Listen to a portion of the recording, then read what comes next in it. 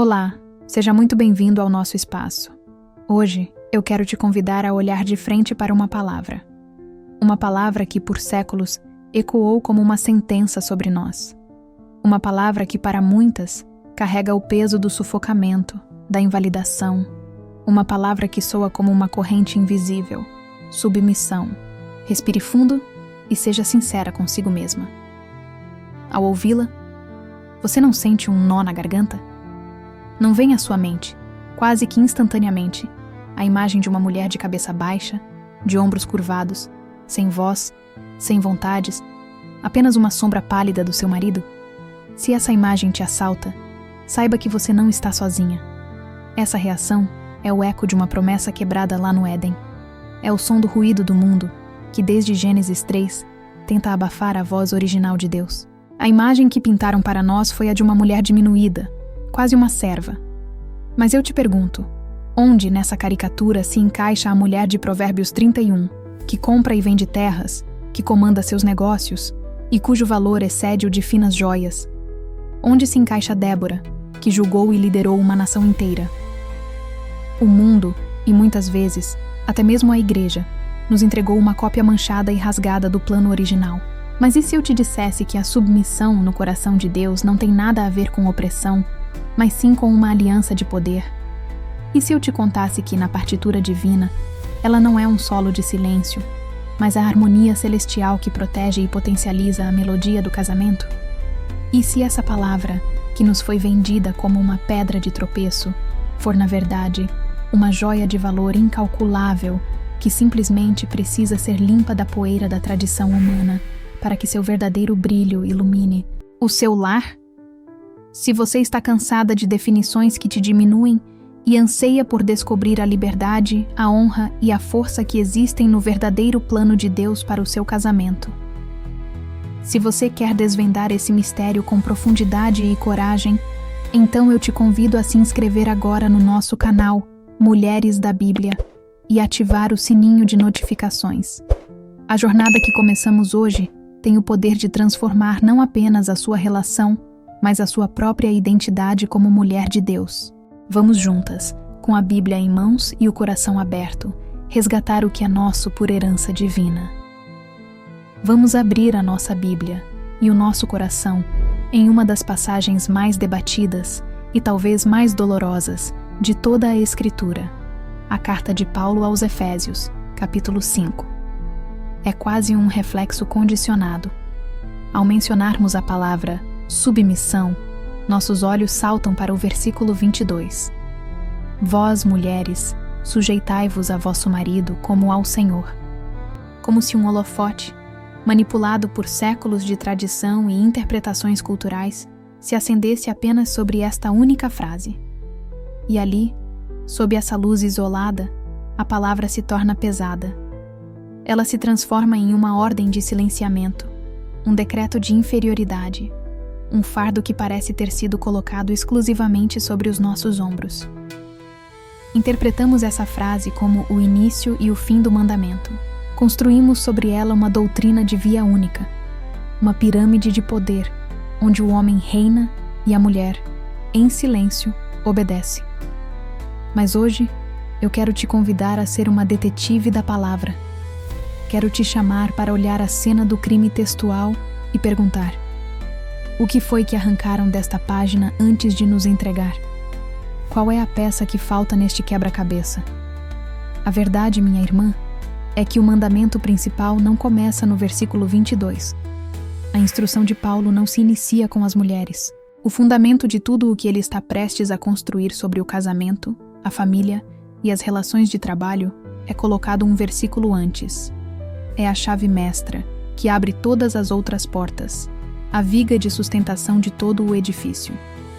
Em Efésios 5, versículo 21, Paulo estabelece a regra de ouro para a comunidade da nova aliança: sujeitando-vos uns aos outros no temor de Deus. Por favor, pare e respire fundo sobre esta verdade. Antes de haver mulheres ou maridos, há uns aos outros. Antes de qualquer papel específico, existe um princípio universal. A submissão, no reino de Deus, não é um atributo feminino, é um atributo cristão. é o DNA de uma comunidade transformada pelo Evangelho. E de onde vem essa atitude? Paulo nos dá a resposta alguns versículos antes. Em Efésios 5:18, ele ordena: enchei-vos do Espírito. E o que acontece quando estamos cheios do Espírito? Paulo lista os resultados. Louvamos a Deus com salmos e hinos. Nosso coração transborda de gratidão. E nós nos sujeitamos uns aos outros. A submissão bíblica não é uma regra legalista a ser seguida com os dentes cerrados. É o fruto sobrenatural de uma vida rendida ao Espírito Santo. É a atitude de voluntariamente considerar o outro superior a si mesmo, de colocar as necessidades do próximo acima das nossas, não por medo ou obrigação, mas por reverência àquele que nos deu o exemplo máximo. A submissão, em sua essência mais pura, é a própria fragrância da humildade de Cristo. É o eco de Filipenses 2, que nos conta que Jesus, mesmo sendo Deus, não se apegou à sua igualdade, mas se esvaziou, assumiu a forma de servo e se humilhou até a morte. Portanto, antes de podermos sequer discutir o que significa para uma esposa honrar seu marido, precisamos entender que ambos, homem e mulher, são chamados a se ajoelhar aos pés um do outro em serviço, amor e respeito mútuo. Somente sobre este alicerce inabalável de humildade recíproca é que podemos, com segurança e sem medo, começar a construir os papéis maravilhosos e específicos que Deus designou para a mulher e para o homem dentro da aliança sagrada do casamento. Se a submissão é um princípio mútuo, uma dança de serviço recíproco, por que então o apóstolo Paulo, guiado pelo Espírito Santo, se volta e diz especificamente: mulheres, sujeitem-se a seus maridos? Estaria ele se contradizendo? Estaria ele, no fim das contas, colocando um peso maior sobre nós? A resposta, minha irmã, é uma das verdades mais espetaculares de toda a Bíblia. A resposta revela que o casamento é infinitamente mais do que um acordo de convivência para a felicidade pessoal. Deus, em sua sabedoria infinita, arquitetou o casamento para ser um palco, um teatro sagrado, um vitral vivo e pulsante no meio de um mundo em trevas, projetado para encenar a mais épica e gloriosa história de amor já contada, o romance entre Cristo e a sua noiva, a Igreja. Nesta tapeçaria cósmica, cada um de nós recebe uma honra, um papel que reflete uma faceta do esplendor de Deus. E à mulher foi concedida a honra de representar o papel da Igreja. É por isso que nossa submissão é qualificada com a frase "como ao Senhor". Nosso ato de honrar e respeitar a liderança de nosso marido não é, em última instância, sobre o homem. Ele é o destinatário, mas não é a fonte. É um ato de adoração, uma declaração de fé que diz: eu confio no diretor desta peça. Eu confio no design que ele criou, e ao desempenhar o meu papel com graça, eu trago glória a ele. E que papel é este? Gênesis nos dá o nome: Ezer Kenegdo, a auxiliadora idônea. Por séculos, essa palavra, Ezer, foi traduzida de forma a nos diminuir, como se fôssemos meras assistentes. Mas mergulhemos no hebraico original. Essa mesma palavra, Ezer, é usada dezenas de vezes no Antigo Testamento para descrever quem? O próprio Deus. Ele é o Ezer de Israel, o socorro, a força, o auxílio que vem em momentos de desespero. A força da mulher não é a de uma serva, mas a de um reforço divino, uma força que se alinha ao lado, que completa, que sustenta, que traz sabedoria e poder para a missão. Mas a melodia divina é uma harmonia, e ela se torna dissonante e dolorosa se tocarmos apenas uma nota. E é aqui, neste ponto, que a ferida de muitas de nós se aprofunda, porque nos ensinaram apenas a nossa parte da partitura, enquanto a outra permanecia em silêncio. Paulo, imediatamente após se dirigir a nós, se vira para o homem, e a responsabilidade que ele entrega é tão avassaladora, tão radical, que deveria fazer todo homem tremer. Ele não diz: maridos, governem suas esposas. Ele não diz: maridos, exijam respeito. Ele ordena: maridos, amai vossa mulher, como também Cristo amou a Igreja e a si mesmo se entregou por ela. Vamos parar aqui por um instante e contemplar o abismo de significado nesta frase. A medida do amor do marido não é a paixão, não são os sentimentos, não é a cultura. A medida é a cruz. É o amor que se esvazia. É o amor que sangra. É o amor que serve, que protege, que prefere a própria dor, ao invés da dor da amada. A liderança do homem não é a do trono, mas a da toalha e da bacia, que se inclina para lavar os pés sujos. Ele é chamado, como Cristo, a nutrir, a sustentar, a lavar sua esposa com a palavra, com o objetivo sublime de apresentá-la a si mesmo igreja gloriosa, sem mácula, nem ruga, nem coisa semelhante, mas santa e irrepreensível. Você percebe a profundidade disso? A liderança de um marido não é medida por quanto ele é obedecido, mas por quanto sua esposa floresce sob seu cuidado. O sucesso dele é o brilho dela. É por isso, minha irmã, que a submissão bíblica só pode existir em um ambiente de absoluta segurança. Ela só pode florescer em um jardim irrigado pelo amor sacrificial. Um homem que grita, que humilha, que impõe sua vontade, que invalida os sentimentos e os sonhos de sua esposa, que não se sacrifica por ela, quebrou a aliança. Ele abandonou seu papel divino. E neste cenário tóxico, exigir submissão não é um ato de liderança bíblica. É a mais cruel das tiranias. Então, vamos agora, juntas, despir esta palavra de todas as caricaturas que a sufocam e vesti-la com sua verdadeira e nobre dignidade bíblica. O que significa, na prática, no chão da nossa casa, no dia a dia do nosso casamento, ser uma mulher que vive a submissão segundo o coração de Deus? Prepare-se, pois a resposta não é uma mordaça, mas uma coroa. Primeiro, submissão não é sinônimo de inferioridade, mas um reconhecimento da nossa realeza compartilhada.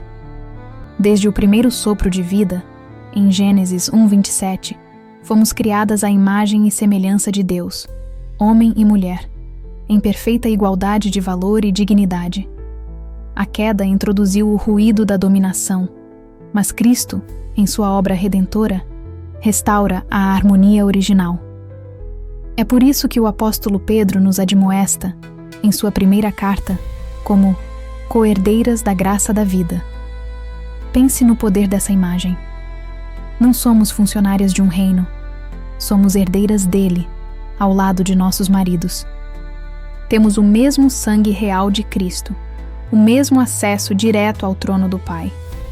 Um homem que trata sua esposa como inferior não está apenas sendo um mau marido. Pedro adverte que ele está erguendo uma barreira entre ele e Deus, fazendo com que suas próprias orações sejam impedidas. Nossa igualdade não é uma concessão, é o nosso direito de primogenitura em Cristo. Segundo, submissão não significa anular a sua voz, mas amplificá-la com sabedoria e poder. A mulher sábia, nos diz Provérbios, edifica a sua casa, e edificar exige ação, discernimento e, sim, uma voz ativa. A Bíblia está repleta de mulheres cuja voz mudou o curso da história. Pense em Débora, que não apenas aconselhava, mas governava Israel debaixo de uma palmeira, convocando o general do exército e entregando-lhe as estratégias de Deus para a batalha. Pense em Priscila que, ao lado de seu marido, tomou o eloquente e poderoso Apolo e, com autoridade teológica, ensinou-lhe o caminho de Deus com mais precisão. E talvez no exemplo mais radical, pense em Abigail. Diante da decisão insensata de seu marido Nabal, que colocaria toda a sua casa sob juízo, ela não se submeteu à sua loucura. Ela agiu, interveio e, com sabedoria e coragem, subverteu uma ordem tola para se submeter a um princípio maior, a preservação da vida. Uma mulher submissa a Deus usa sua voz como um baluarte de sabedoria, e não como uma arma de competição. Terceiro, submissão não significa abrir mão dos seus sonhos, mas entrelaçá-los em uma tapeçaria de propósito. O conceito de se tornar uma só carne vai muito além da união física. É a fusão de duas vidas, duas histórias e dois futuros em uma única missão sob o senhorio de Cristo. A mulher de Provérbios 31 nosso grande arquétipo, não era uma mulher passiva. Ela analisava um campo e o comprava. Plantava uma vinha com o fruto de seu trabalho. Suas mãos seguravam o fuso e ela negociava como uma mercadora. Seus sonhos e empreendimentos não eram uma ameaça ao seu marido. Pelo contrário, eles eram a fonte de força, honra e prosperidade para toda a sua família. Alinhar seus sonhos com os de seu marido não é apagar o que Deus colocou em você, mas encontrar a forma como os seus dons e os dons dele, juntos, podem glorificar a Deus de uma maneira que nenhum dos dois conseguiria sozinho. E por fim, e mais importante, a submissão bíblica é, acima de tudo, um ato de poder, força e fé inabalável. Somente uma mulher que está absolutamente segura de sua identidade em Cristo, que sabe no fundo de sua alma que seu valor não é medido pela opinião do marido, pelo seu sucesso ou por qualquer padrão terreno, mas que seu valor foi selado com o sangue de Jesus na cruz. Somente essa mulher tem a liberdade e a força para honrar e confiar em seu esposo voluntariamente. A submissão que nasce do medo ou da coação é a escravidão. Mas a submissão que nasce de uma identidade segura em Cristo é o mais puro ato de adoração e liberdade. É a coragem de entregar o controle, não por fraqueza, mas por uma fé profunda no controle soberano de Deus. É, em sua mais bela forma, uma dança. Uma dança sagrada onde, às vezes, Ele lhe dera o passo e você o segue com confiança e graça. Em outros momentos, é o seu apoio firme que o impede de tropeçar. Às vezes, você o impulsiona com sua sabedoria e intuição. E em todos os momentos, ambos estão de mãos dadas, olhando na mesma direção, ouvindo a mesma melodia e seguindo a liderança do Maestro principal, o autor e consumador da nossa fé, Jesus Cristo. Minha irmã, a imagem que o mundo pintou da submissão é uma corrente, mas a verdade de Deus é que a submissão, vivida dentro da aliança do amor sacrificial, é um escudo. Não é a anulação da mulher, mas a exaltação do casal. Não é sobre quem manda, mas sobre como, juntos, servimos a um propósito maior. É tempo de arrancar das mãos do inimigo essa palavra que ele distorceu para nos aprisionar e reivindicá-la como um estandarte de honra, força e sabedoria divina. Que nossos casamentos deixem de ser um campo de batalha por poder e se transformem em um jardim, um santuário que exala o perfume de Cristo para um mundo que anseia por ver o verdadeiro amor em ação. Se esta mensagem libertou algo em seu coração, se você sentiu o sopro de Deus trazendo luz a um lugar escuro, então o seu lugar é aqui conosco. 1. Inscreva-se agora no canal Mulheres da Bíblia e ative o sininho. Faça parte deste movimento de mulheres que estão redescobrindo sua força na Palavra de Deus. 2. Comente aqui embaixo. Qual foi a maior mentira sobre a submissão que você acreditou por muito tempo? E qual verdade te libertou hoje? Seu testemunho pode ser a chave para a liberdade de outra irmã. 3. Compartilhe este vídeo no seu WhatsApp com pelo menos uma amiga, uma irmã da igreja ou alguém da sua família que precisa ouvir essa mensagem de restauração e honra. Vamos juntas resgatar a beleza do plano original de Deus. Que a graça e a paz do Senhor estejam sobre você e sua casa.